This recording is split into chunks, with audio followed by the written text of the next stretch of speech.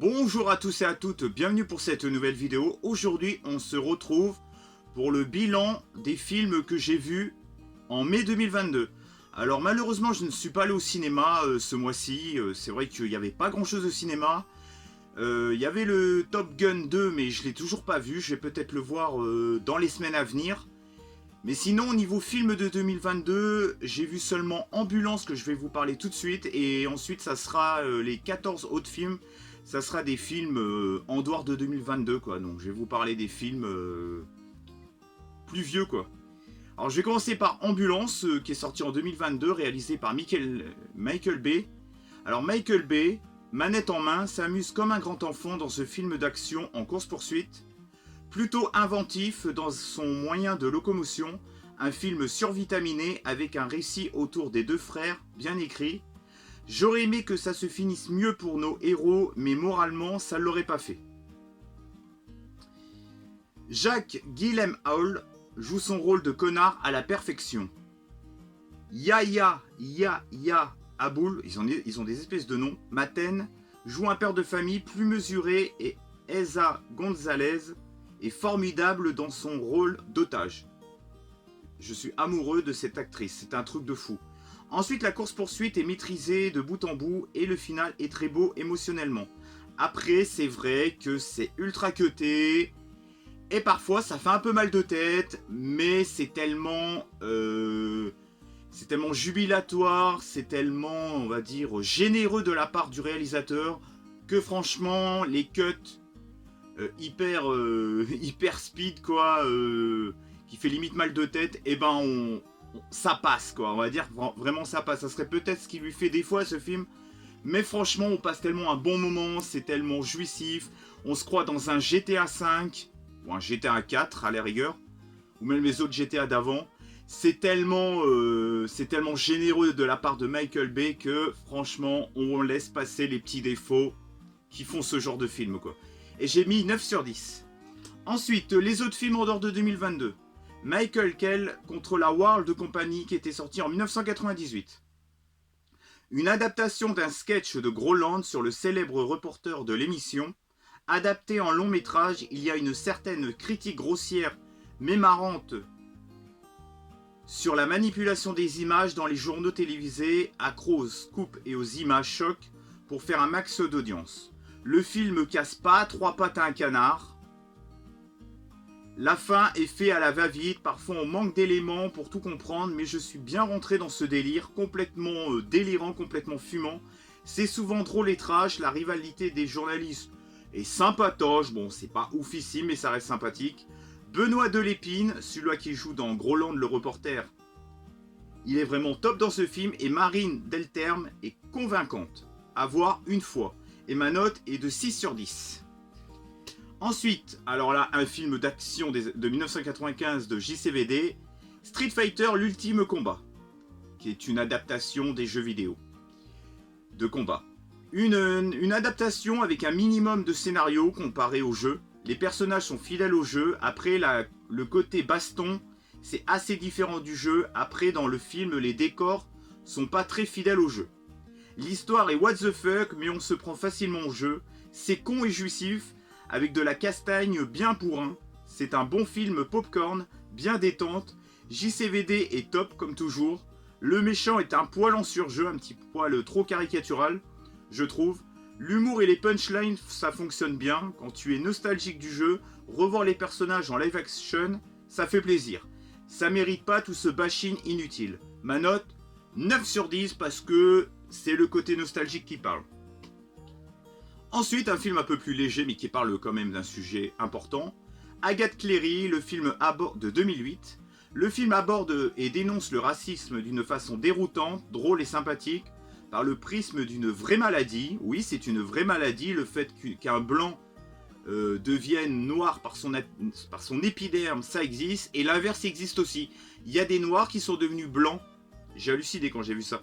Dommage que le côté comédie musicale plombe le rythme du film, c'était pas toujours utile. C'était parfois chiant et malaisant, le Mercier est excellent dans ce film et sa copine Isabelle Nanty l'est tout autant. Mais le côté comédie musicale plombe vraiment l'ambiance du film.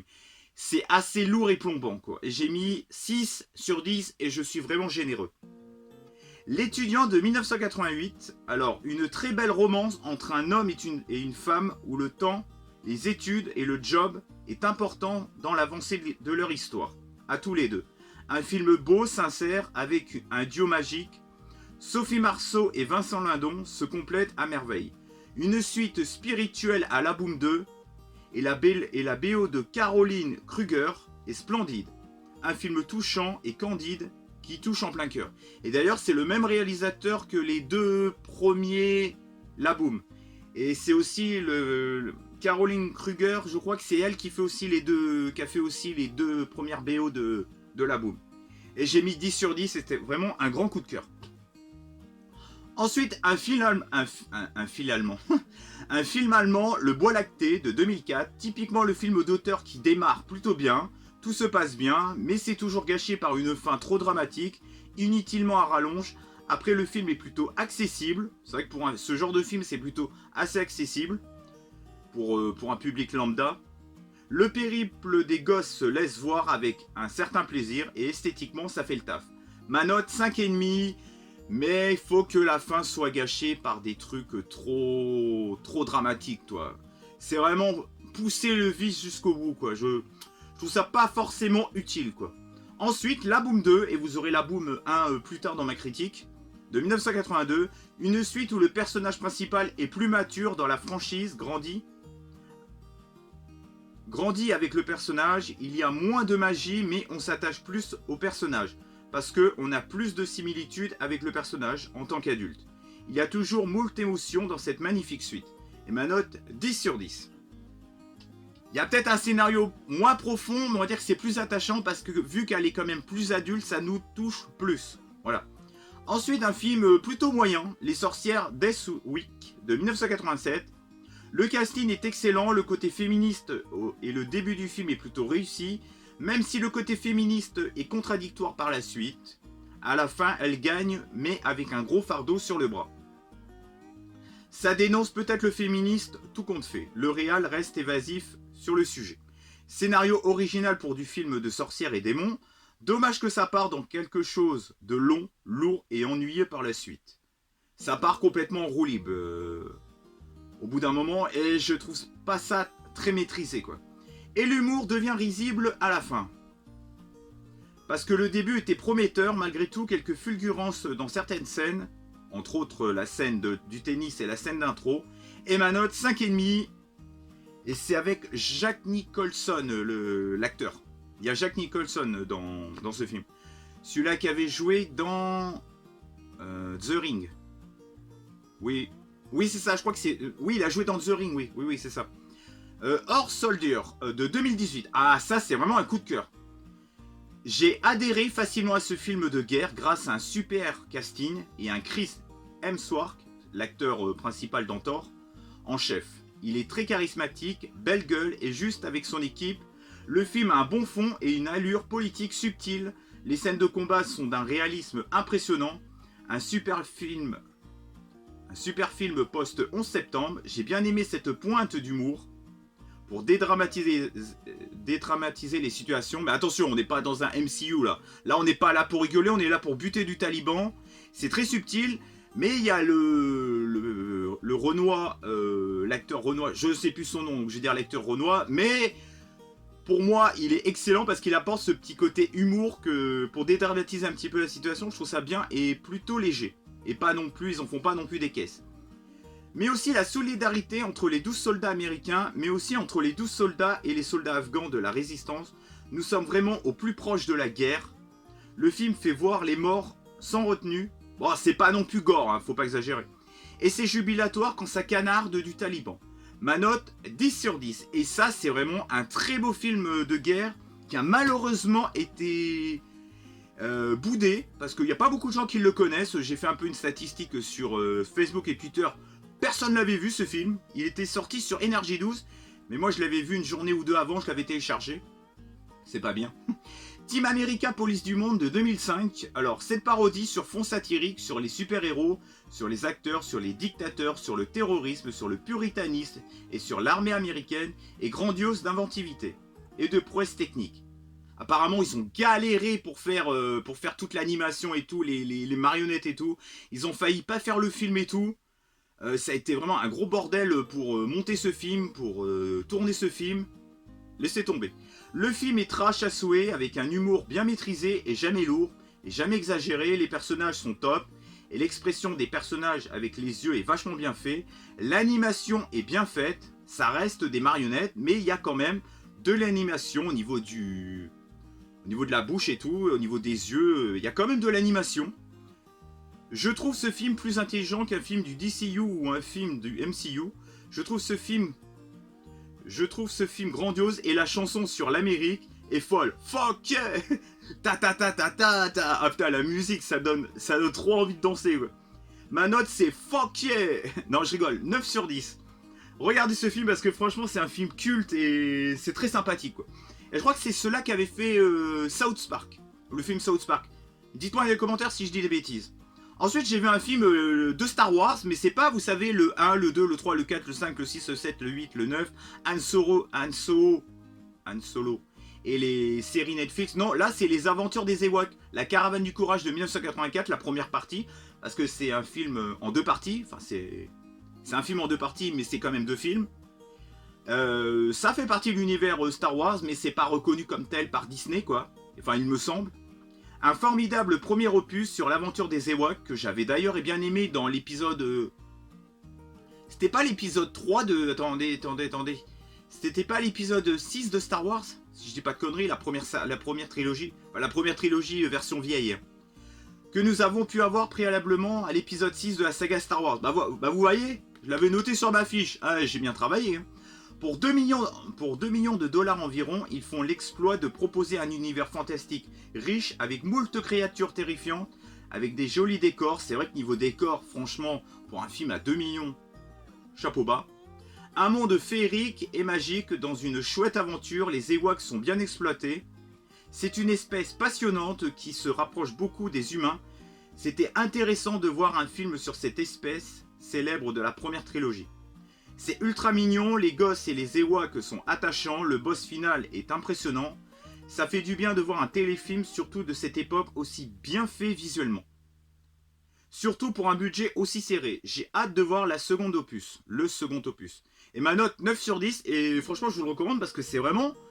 je trouve que franchement pour l'époque, pour le budget et tout, prouesse technique, visuel parfait, décor superbe, histoire, bon, c'est peut-être un peu enfantin, mais c'est vraiment très sympa. Ensuite, Planète 51 de 2010, c'est un film d'animation, un petit film d'animation sans prétention qui essaye d'aborder les aliens avec une approche différente. Si des aliens rencontrent un jour un être humain sur leur propre planète, il y a tout ce côté, la peur de l'inconnu, qui rend la chose plutôt assez terre à terre.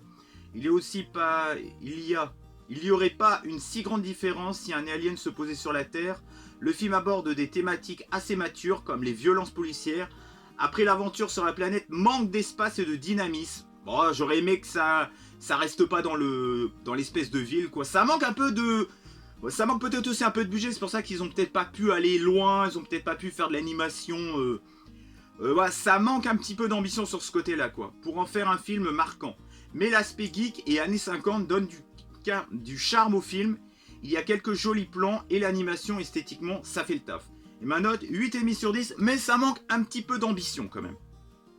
La Boum de 1980, un film culte et sa suite qui aura marqué toute une génération, magnifiquement bien interprétée par Sophie Marceau, Brigitte Fossé, Claude Brasseur et Denise Gray. Ça marche aussi pour la Boum 2.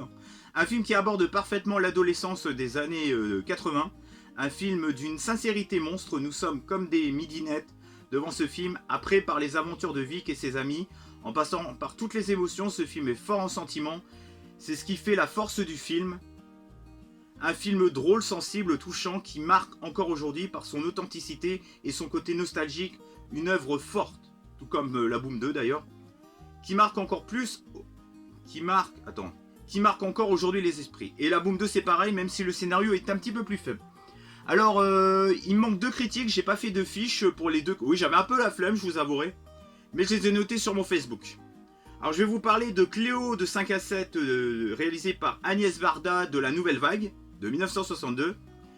Un film de la nouvelle vague, loin d'être chiant, ça raconte 2 heures d'une femme emprunt au doute et à la maladie. Je trouve qu'il y a de belles rencontres, c'est agréable à voir. Bon après ça reste plat par moment, il y a des rencontres qui sont plus intéressantes que d'autres. L'actrice est splendide et la fin est mignonne je trouve.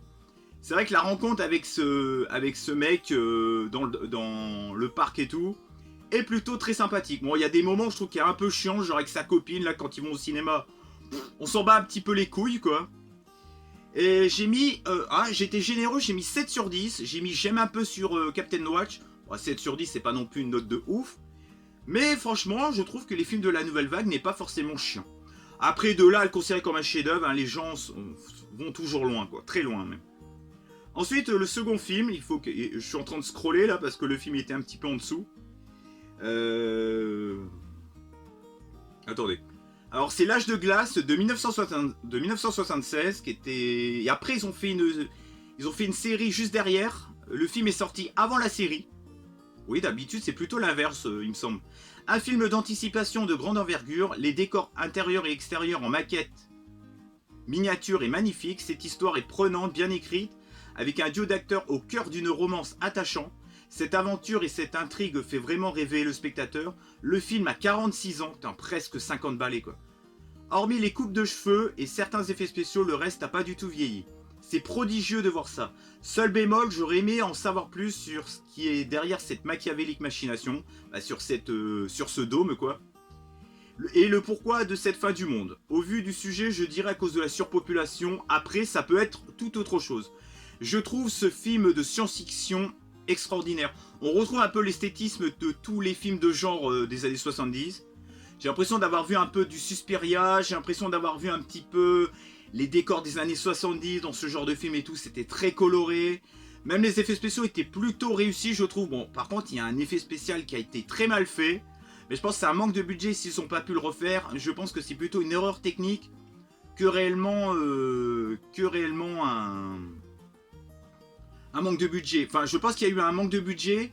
C'est pour ça qu'ils n'ont pas pu refaire le film, mais je pense pas que c'est un problème. Je pense pas que c'est un problème technique, mais c'est juste qu'ils n'ont pas eu le budget pour le refaire. Vous savez quand ils sont coincés par la glace là, que tout leur tombe dessus, là on voit que c'est mal fait. On voit qu'il y a eu un problème technique et qu'ils n'ont pas pu refaire peut-être parce qu'ils n'avaient pas le temps ou je sais pas.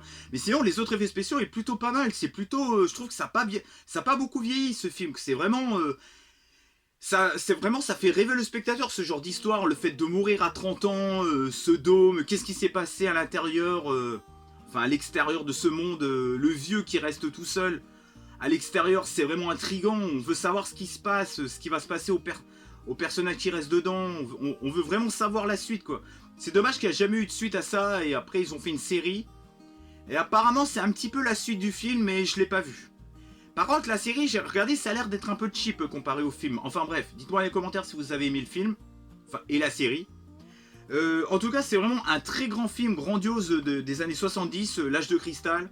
Et c'est un film que je vous recommande vivement parce que je trouve que même pour les cinéphiles et ceux qui font des chaînes YouTube, je trouve qu'on ne parle pas assez de ce film. C'est dommage pour un film culte de ne pas connaître ça, surtout pour un cinéphile. J'espère que cette petite vidéo vous aura plu sur mon bilan des films du mois de mai 2022. Alors je ne suis pas allé au cinéma, mais j'ai quand même rattrapé pas mal de films des années 70, 80 et 90. Je suis très content, ça enrichit ma cinéphilie. J'espère que cette petite vidéo vous aura plu. Pensez à commenter, liker, partager et activer la petite cloche. À vous abonner, réseaux sociaux, tout le bordel.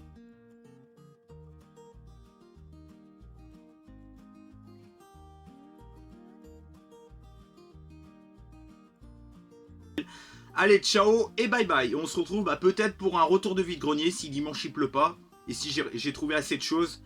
Allez, ciao et bye bye. Et faites attention à vous, c'est très important. Ciao.